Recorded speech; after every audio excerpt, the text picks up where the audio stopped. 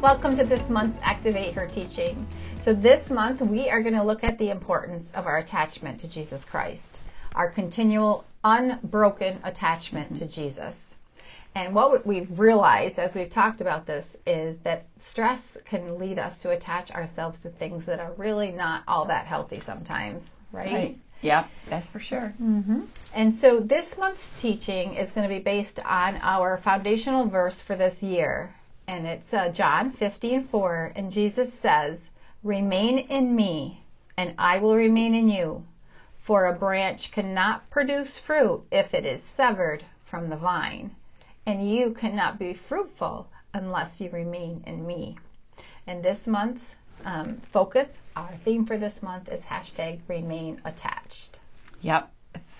We've got a pretty good conversation here, I think, as we've looked back upon our own lives and thought about what the Lord might say and speak to our hearts. The first thing that I think he wants us to be aware of is the definition of attachment. It says from the Merriam-Webster that it means to be connected to or joined to something permanently fixed when adult.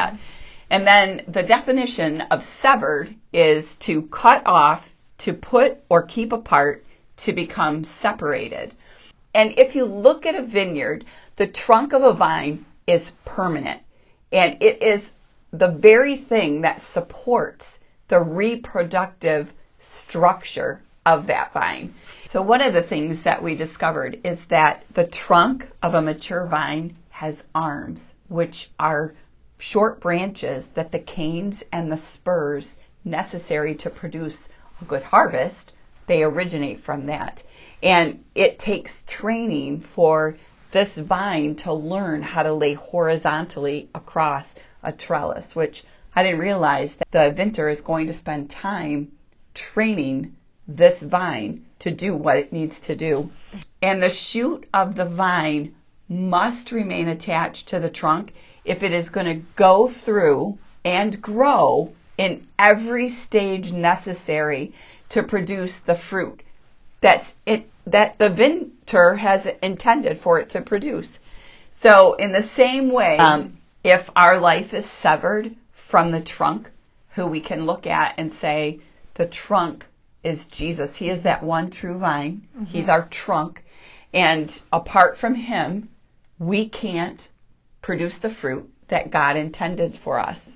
Exactly, and it's God's job to make sure that we always have the capacity to produce the fruit, but it's also always up to us to make sure that what kind of fruit we're producing. Like we remember last month we talked about the wild grapes, yeah, and the good grapes. So it's up to us what kind of fruit we're going to produce. Yeah, absolutely. And Jesus, you can look at him and say he is the host.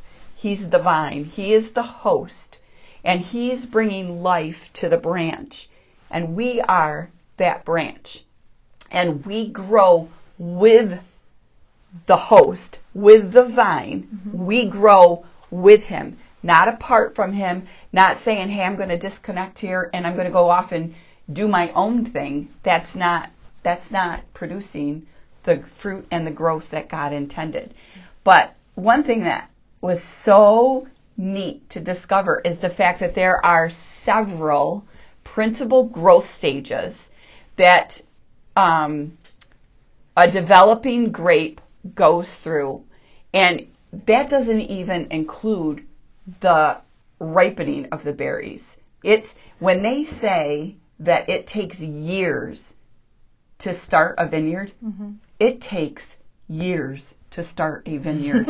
Yeah, you can see how. Yeah, mm-hmm. Because there's so many different stages, and we're just going to hit on a few of those mm-hmm. stages. Mm-hmm. Yeah, I had a really good time looking into this too. I thought it's going to be fun to kind of to visualize all of this and imagine it happening in a vineyard. So these stages, they do translate to our relationship with God as his child, or else God would not have included it in Scripture. He would not have compared the two in Scripture if he hadn't intended us to be able to do that too. Right. So these principal growth stages are first of all, we start with what's really a place of dormancy. Yeah. So what is happening on the outside is not real obvious. And the young vine could take up to 3 years before you actually see anything happening above the surface, because there's so much going on below the surface, and all the work is being done underground. But then the thing I love about this that reoccurs in a lot of different points as we talk this out is the fact that the vine dresser is going to give each single vine the same one-on-one attention. Yes. I just love that. And then as it grows, he will give each shoot its own attention. And it's just come along. So, so after all of this is happening underground and the time has passed, then suddenly where you begin to see buds begin to swell and expand on the vine. And they go from this ugly woolly brown to a more green, more life-sustaining looking piece of wood or vine. Yeah. Right? Yeah. So now we move into stage 1. After all of that dormancy and stuff that's going on, then there's this leaf development. I thought it was interesting because the leaves don't pop out all at once. They unfold one at a time. And it's one leaf, then another leaf, and it continues on until there's 9 or more that have unfolded from that place of dormancy, which I thought was kind of cool. Very cool. Then we go into the budding and the unfolding of the blossom stage. And I mean, the fancy word for this is the inflorescence stage, where the inflorescence emerges. Yeah. So use that word on your friends later. But it's the budding and the unfolding of the blossoms. And so at first, like these little flowers are just all pressed together, and like you've seen things bud and blossom before, where they're all tightly closed together, and they're in these little bunches and pressed together. But then they slowly begin to separate. And a shoot is considered fruitful when it has 1 to 3 of these clusters. And at this point in the process, what the vine dresser is doing is that he's clearing out the weeds from the vineyard, keeping the situation under control so that pests and other things don't come in. He's also taking and training, like we talked about, training those canes and giving them support. And he's also starting to choose those that will grow and produce new shoots and clusters. Yep. And then we move into the flowering stage. So a cluster can contain several to many hundreds of individual flowers, and that depends on the variety. And amazingly, in this stage of flowering, the grape flower does not have conspicuous petals. The petals are fused into this green structure referred to as the cap, and the caps, they call it the caps falling, and so 10% of the caps fall, then 20%, all the way up to 80%. And this, when they reach that point, that's the end of the flowering stage. And that means that even though it's in this process, conspicuous means that it can't be seen. So the flowering stage is happening, and it's not easy to see with your eye. So it's at this point in the process that the vine dresser carries out the first preventative treatments to combat those little grapevine pesky little critters and diseases that want to come in and wreak havoc on his vineyard. And this is when he begins to clear out any unwanted weeds from his vineyard. Pollination, this is when it occurs during that flowering stage. Mm-hmm. Right. And then we get into the developing of the fruit, which is the reproductive phase. And when you think about reproduction, you have to think multiplication. Right. So the developing of the fruit, it begins to form, and any of the blossoms that we just talked about that might be hanging on the petals, and they will begin to fall off, and this fruit will begin to develop and begin to swell on the vine.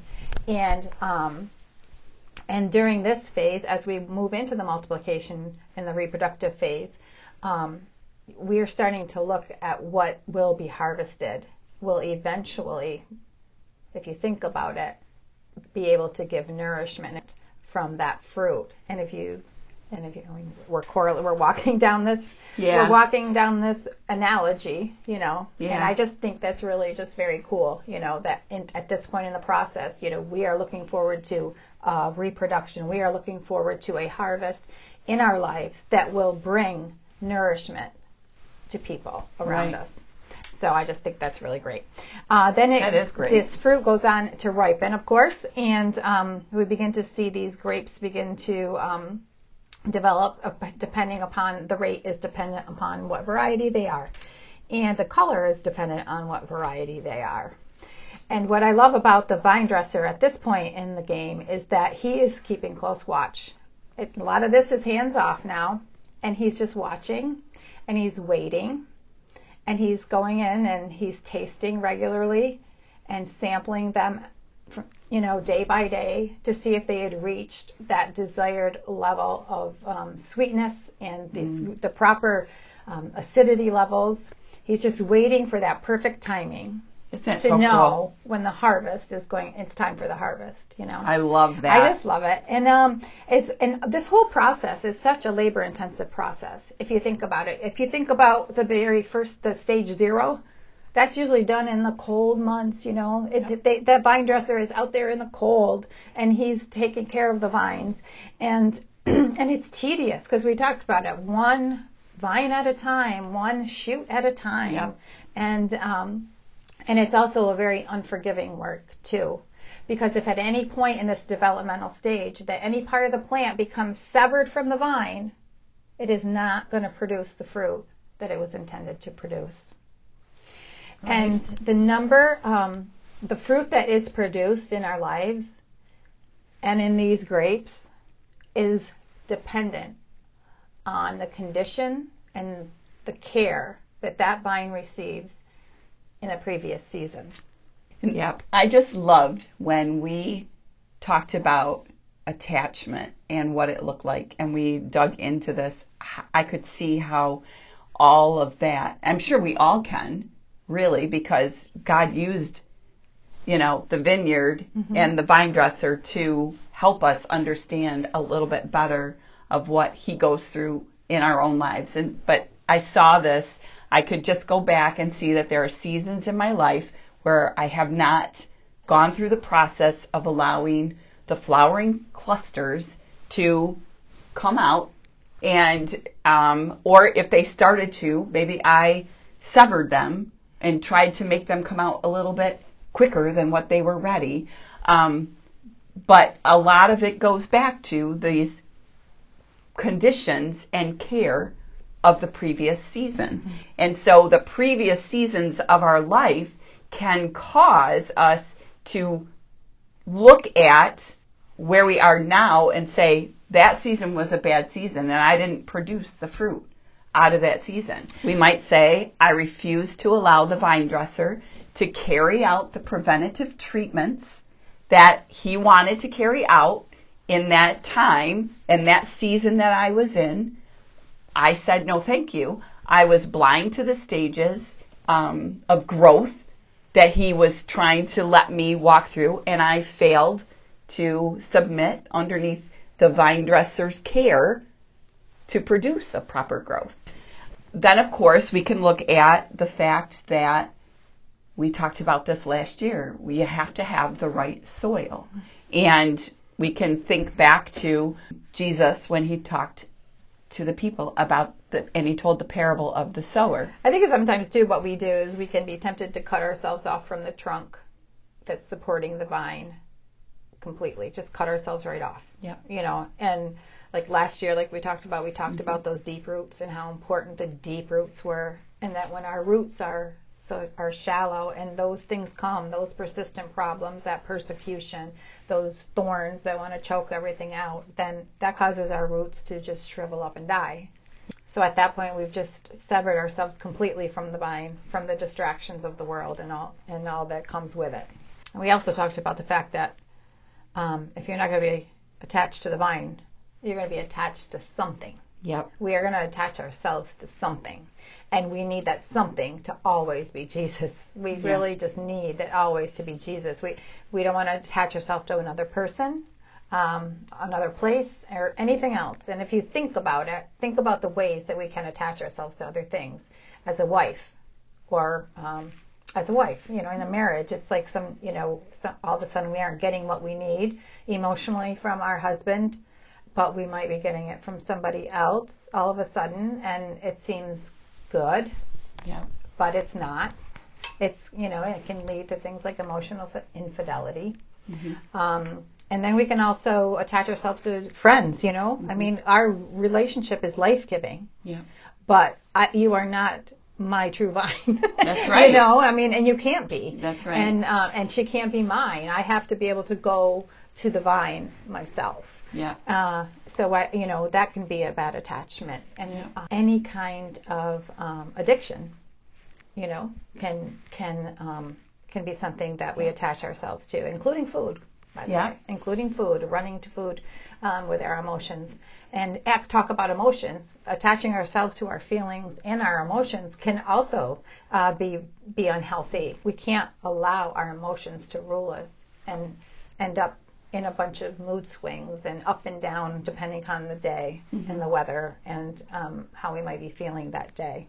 Yeah, I like that. I saw one time it said that feelings are supposed to be indicators, but they're not supposed to be dictators. Absolutely. That's a good one. And then we have enough ideologies available to us these days. We, attaching ourselves to an ideology, and instead of Jesus, it's going to get us not very far. And then I think too we can attach ourselves to those poor conditions, all of those poor conditions that we've talked about from the previous season. So what do you think are some of the things that bring us to that place, of where we are, where we're unfulfilled in our relationships, or we feel the need to go run to food or something else? What do you think brings us to that place where we're going to just sever ourselves from the true vine? Well, when I think about it, I think that one of the greatest things in my life has been discouragement.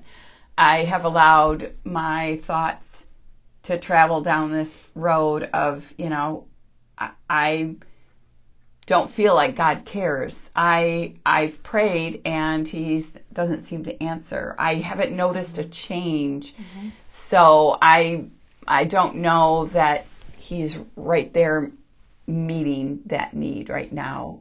I think a lot of times what we look for is for God to show up in a big way, and like if we don't see Him in that moment, like right now, something big, miraculous, according to our standards, according to what I need to see or expect or want. True. If He doesn't show up right then and there, then I'm going to scramble to try to ease that pain, ease that longing myself. Sometimes I've been disappointed, and I've gotten mad at God when I felt like He did not answer prayers the way that I thought that they should be answered. And I can think of times in my own faith journey where, as a young Christian, I prayed for a marriage to be healed and restored, and it ended in divorce.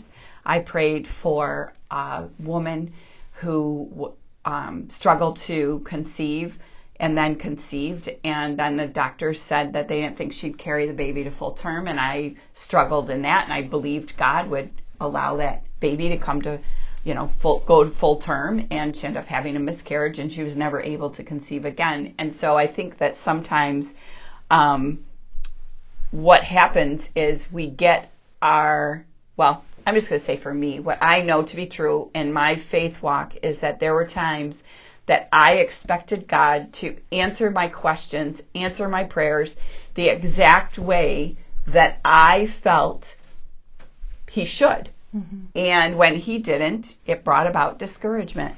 And I think that there's a story that I recently read in the book of John. And Jesus had just fed the multitude of people And he got into his boat and he went over to the other side of the sea.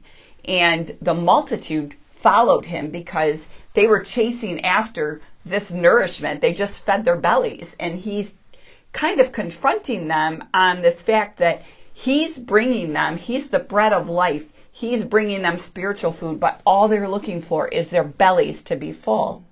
And Jesus challenged them in this belief, and he said some very hard things to them. He talked about being the bread of life, and talked about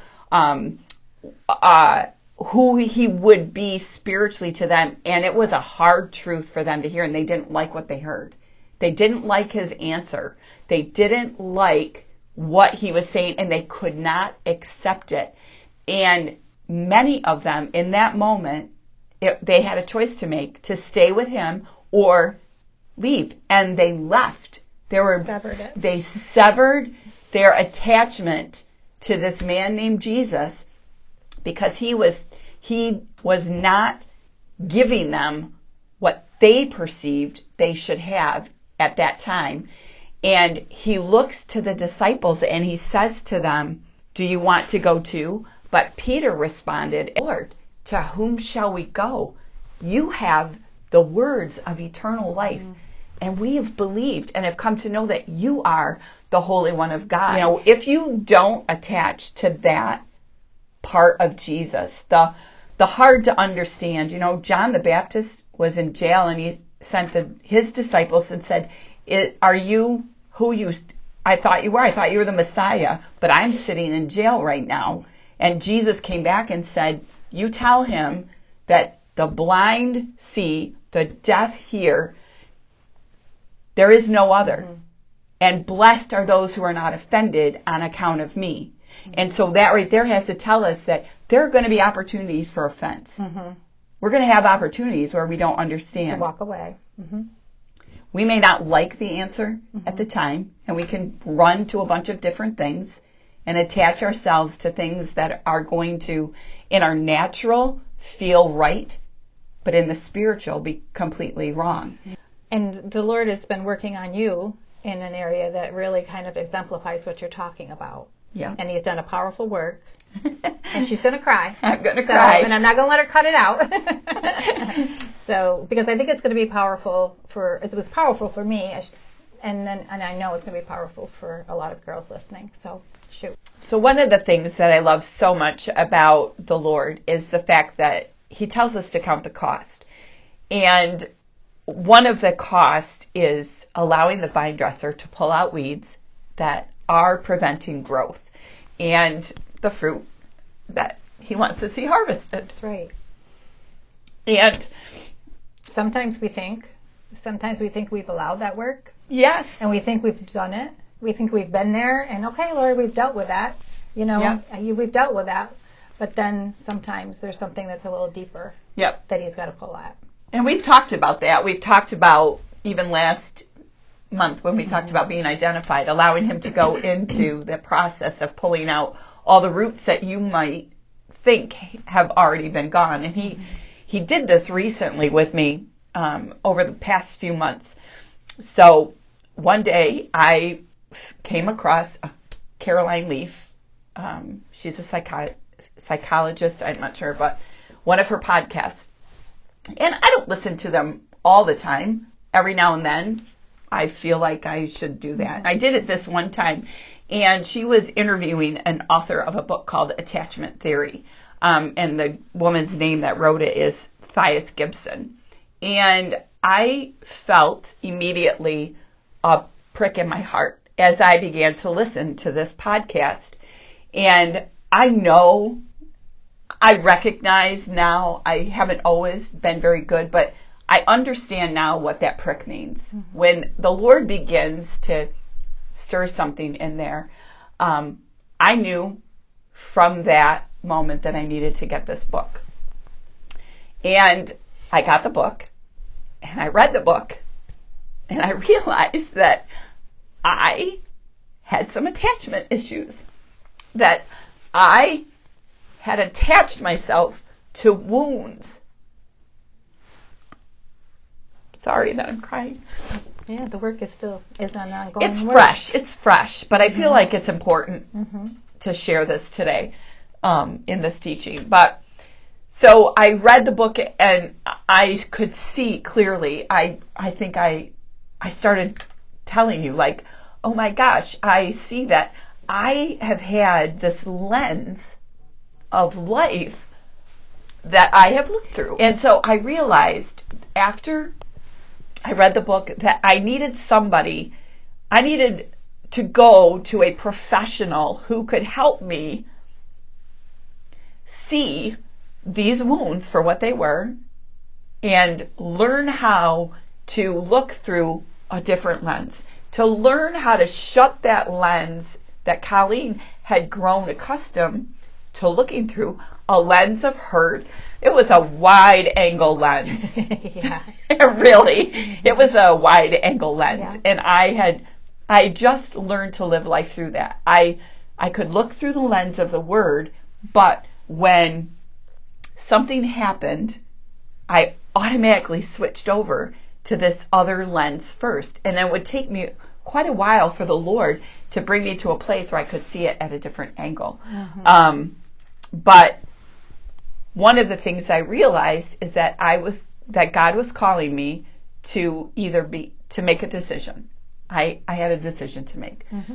Am I going to look through this lens of wounds, or am I going to switch the angle and allow him to heal the wounds and stop attaching myself to all the things that happened in my past and step into this place of freedom where I could see through a completely different lens, and I would no longer be shifting back and forth, but yet focus solely on this place that God had for me. And it was funny how it happened, because one Sunday I was standing in worship at church, and I had my eyes closed. I can remember clearly my eyes were closed, my hands were up, and in my mind's eye I saw this pack of sticky notes, and I was going like this, and I was just looking at it. I was flipping through all of the words that I thought pertained to me, the words that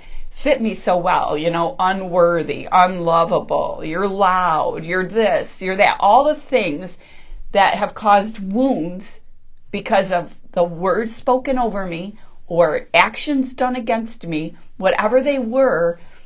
I go like this, and I just review them constantly. But in a matter of seconds, I felt like the Lord said, that's what you do, but this is what I do. And he just began to tear them away. Just like that. Boom. Gone. They were gone.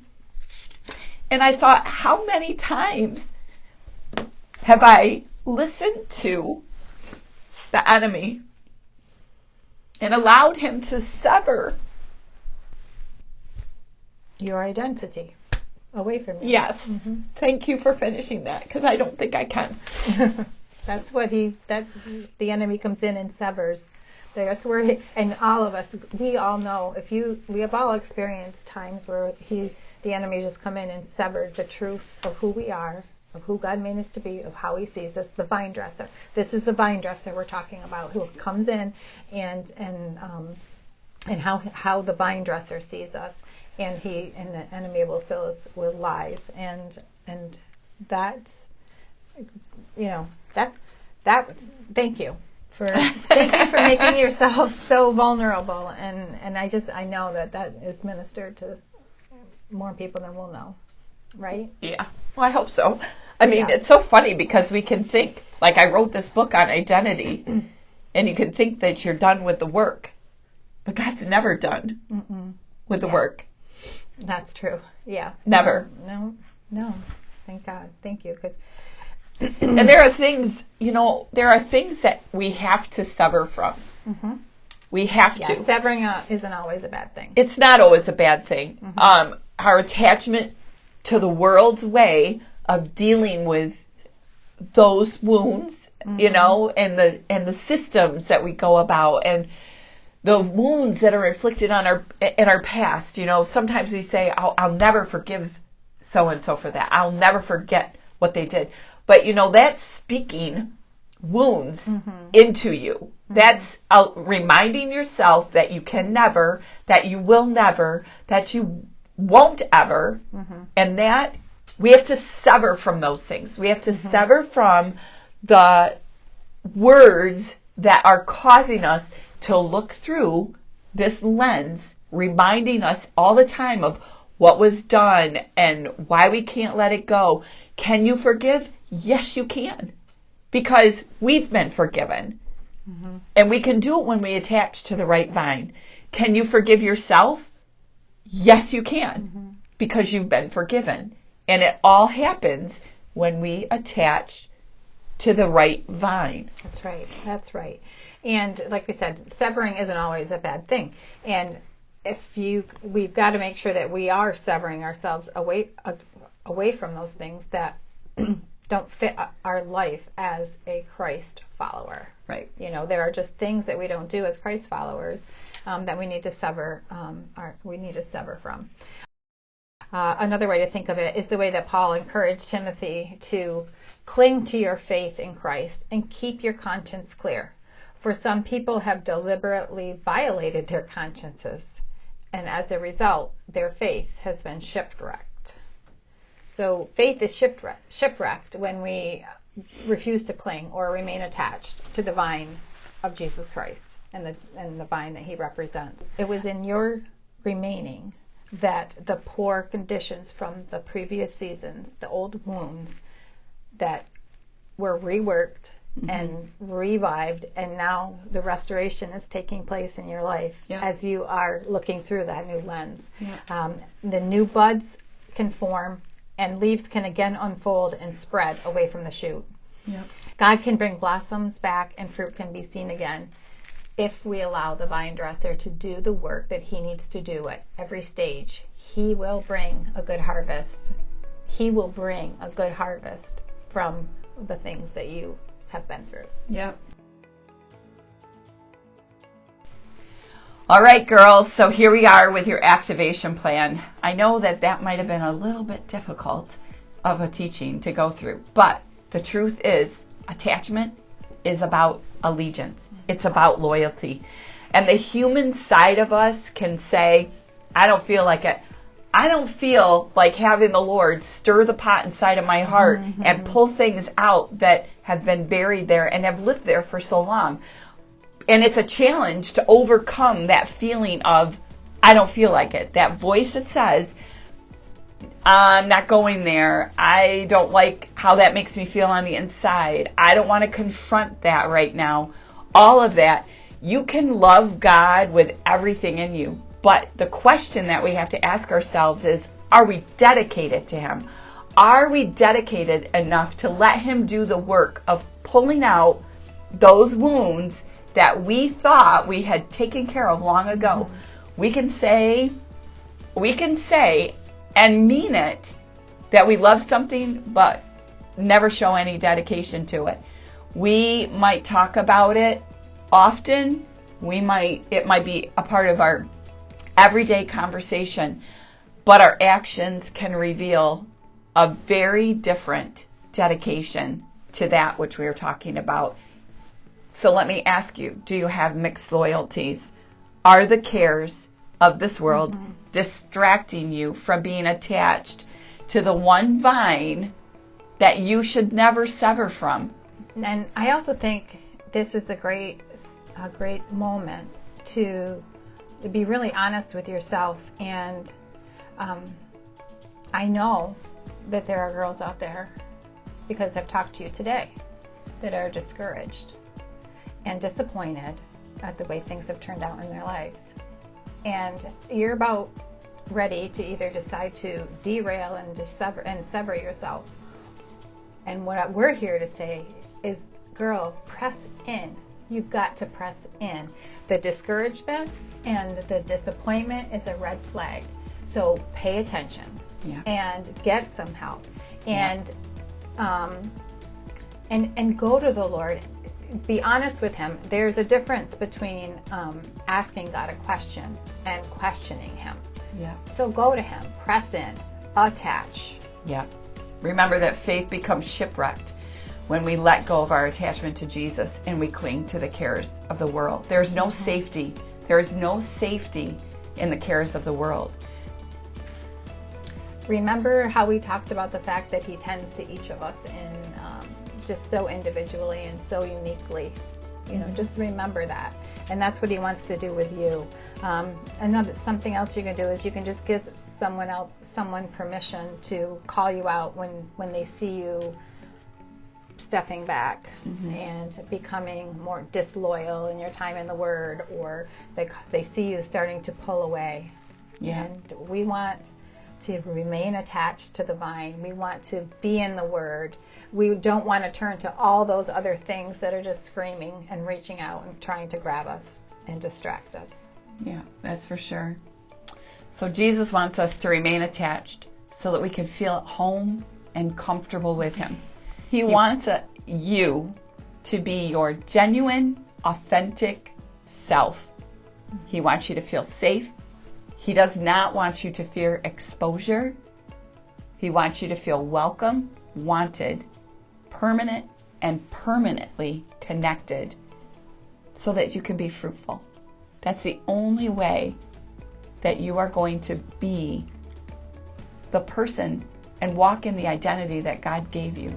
And the one that he intended for you to have is by remaining attached to that one true vine. Have a great discussion. We'll see you next month. Bye, girls.